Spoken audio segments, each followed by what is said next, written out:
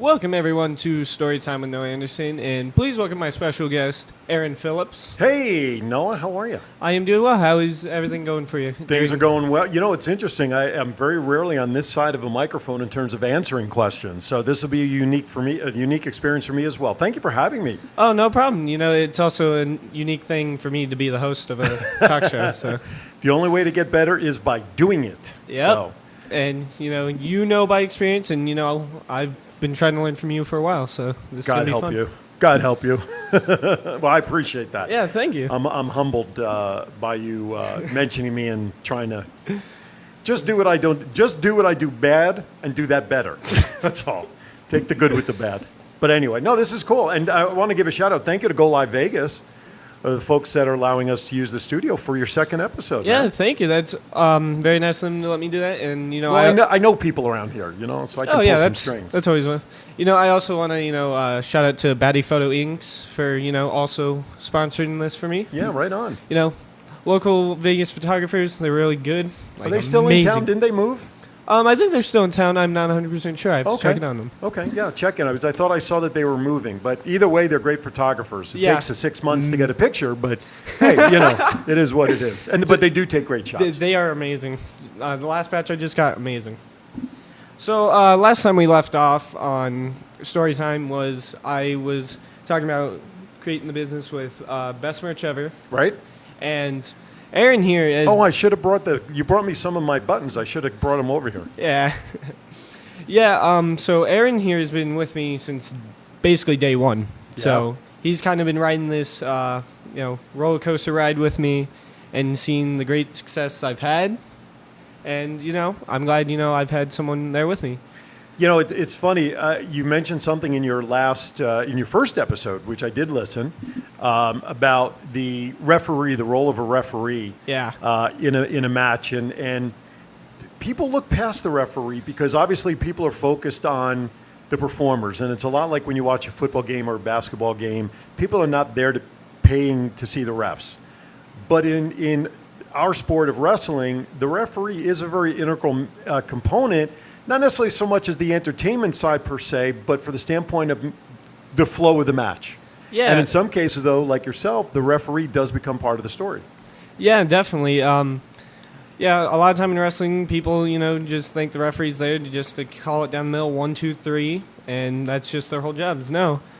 We actually, are just like the performers. We have specific things to do. We have certain rules to follow, and at the end of the day, it's our call whether, who's getting a win, getting a loss, or, just... Or getting thrown out or counted out. Or yeah, exactly. All that fun absolutely. stuff. So the first time I was at Big Valley Wrestling, I was actually asked to be a guest announcer because Tiffany, who was not available that week, and anyway, different stories how they contacted me, but I was in the ring, and that was your first appearance there, wasn't it? Yeah, it was my first BVW show, and, you were the first person I, met there. And right. We had a good conversation with.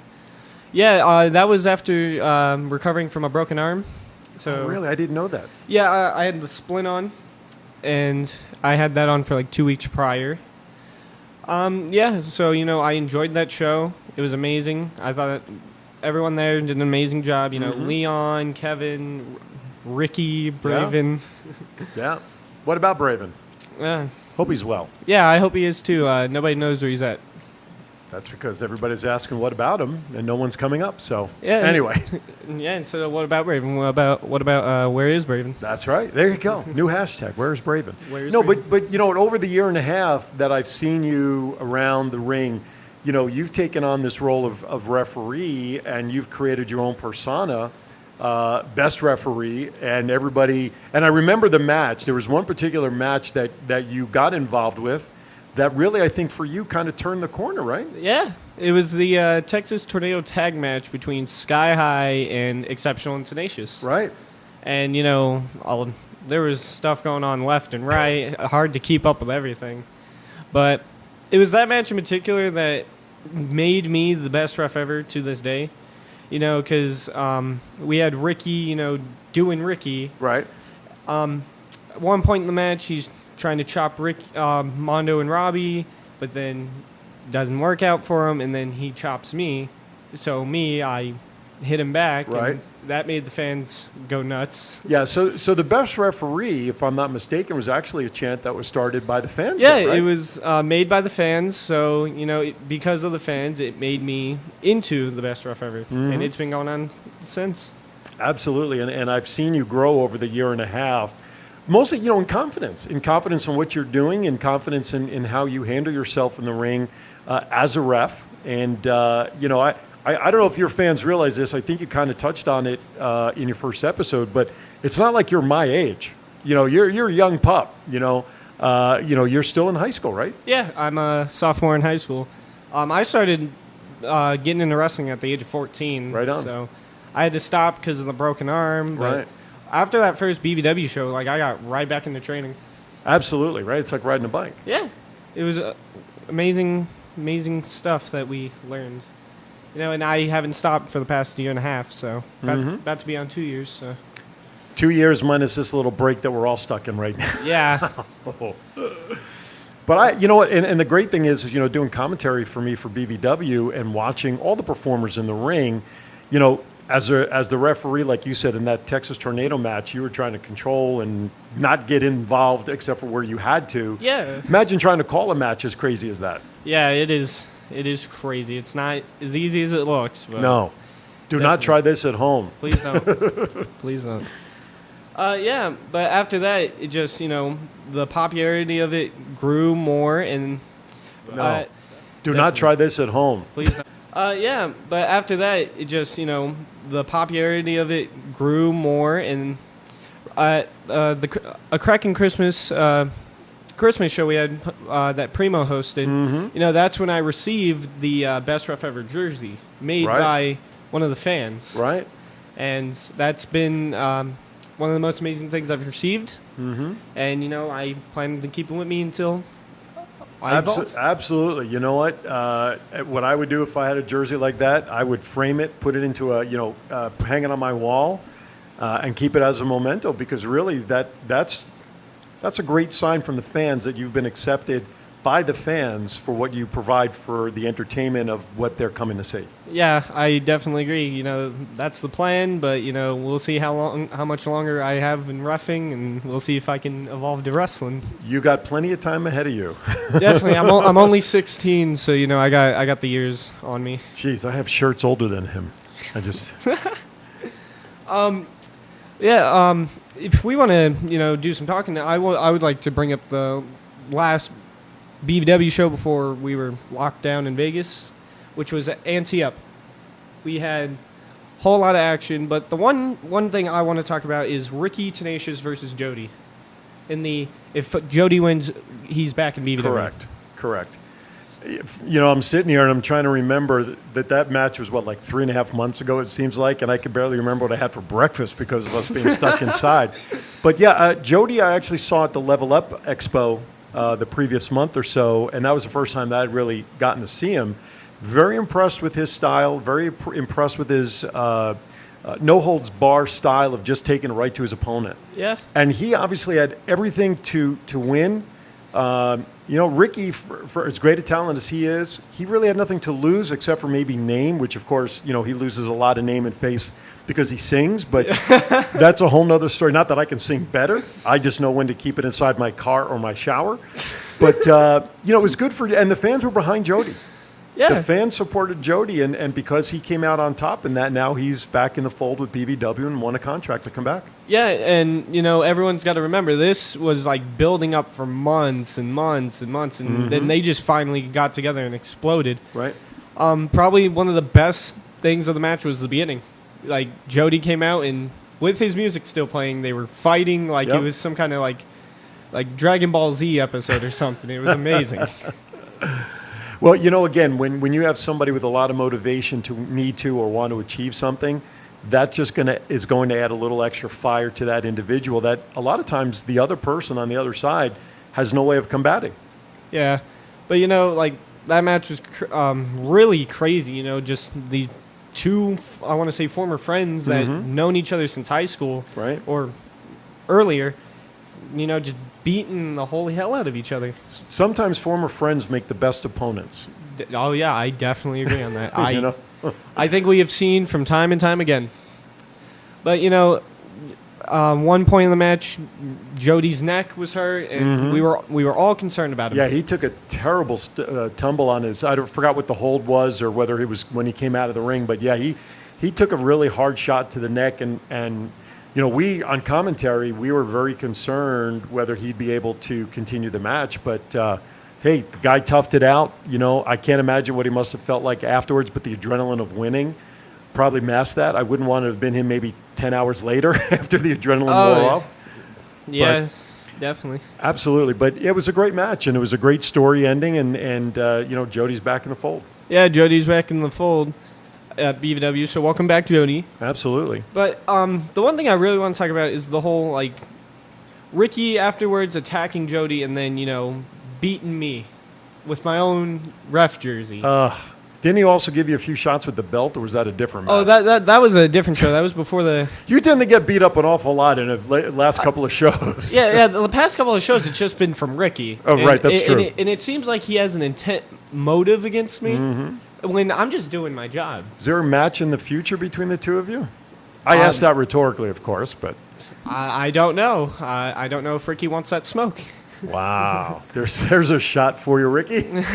But yeah, he got your shirt off, and he was using it as a whip on you. And look, the bottom line is that it was Ricky's shoulders that were down on the mat for the count of 3 that you delivered. Yep. Not your fault.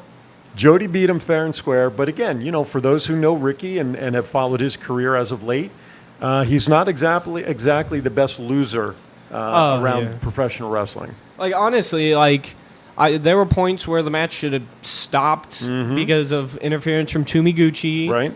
But, I let it go on.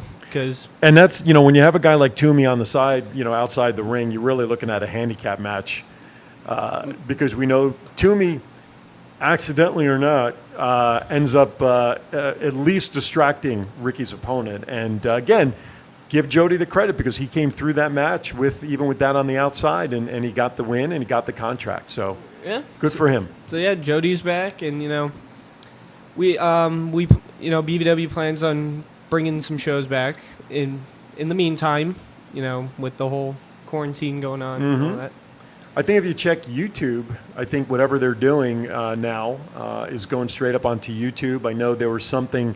Didn't I just see Fresco and Kevin Ducats have a match, literally a street match one night or something? Yeah, they had a street match at a skate park for the new Delinquent Championship. Right. So I guess with that, it's no rules. Anyone who wants a shot, you just DM Kevin Ducats, and he'll send you a location. Don't worry, Kevin. You won't get a text from me. Don't worry about it. Almost like It's almost like a 24/7 belt, right? Yeah. Kind of, sort of. Only no rules. Kinda, and you have to DM the champion before. Right. Before anything of that, all that happens. Right on. Yeah. Now that I've expanded a little more in the wrestling business, right. I'm hoping my career, can advance off a little more. You saw me at Level Up Expo as well. Right. Trying to see what it's like with them as well. Sure. So yeah, I'm just trying to expand the brand a little more, and hopefully wrestling can take me a little further than where I'm at right now. First of all, I've never had a button before until I got hooked up with your merchandising company, and now I have an Aaron Phillips button. So if you want to get an Aaron Phillips button, you can reach out to me, or you can reach out to Noah direct, right? Yeah, or hit us up on Facebook or Instagram at Best Merch Ever. We provide multi-size buttons, 8x10s. I want to come up and make some T-shirts eventually, but we also are going to start trying to do some cards. But I know a good person who does some cards, and that's Ben Hall. And my cards were made courtesy of Ben, and I appreciate. Same. I've never had a playing card before. How cool is that? Yeah, same. He made some Best Ref cards as well. Yeah. He does a nice job with it. So it is. I've never had buttons. I've never had playing cards until I got involved with BVW. It's a lot of fun to have that stuff. Yeah, man, it's a fun process making all this stuff for you guys. And I got to actually hold when Frank the Tank was the champ. We were doing the show for LGBTQ for their fundraiser, and the belt was left with me at the commentary desk. Yeah. I have to admit, I didn't put it on. I had it over my shoulders, and that's the picture that's on the card that Ben did for me. So it's pretty cool. Yeah. You know, yeah, I'm not gonna lie, that was probably one of our best shows. It was. A little low ceiling. Was worried about some of the competitors that do flying stuff, but it was still a great show and a great cause to support an organization in Las Vegas. So Yeah, that was the one show I was hoping to do this year, like do again. But we still might once everything. Yeah, I heard we're on somewhat gets back to normal. So yeah, I heard we're on hold with that. But everything's on hold, right? Everything's on hold. Yeah, so that's kind of how I became me, and we're gonna see how it continues when we can get wrestling back. Well, I for one can't wait to get behind the microphone and provide commentary for Big Valley Wrestling whenever that's to be, and to call your matches when you're in the ring. I think is a lot of fun because fans want it. The fans love you, man. Yeah, I really enjoy the Jason Mewes commentary. It's amazing. Does a good job. Yeah, all of us do. Yeah, I enjoy the commentary team that we have. Yeah, I think that'll do us here today. All right. Well, thank you for having me, man. This was really cool. Yeah, man, I really appreciate you being here, and I want to thank Go Vegas Live for Go Live Vegas for letting us use the studio. AA Ron is pushing the buttons and he's hitting record. So yeah, right on. Thank you to those guys, and thank you for having me again. Thank you.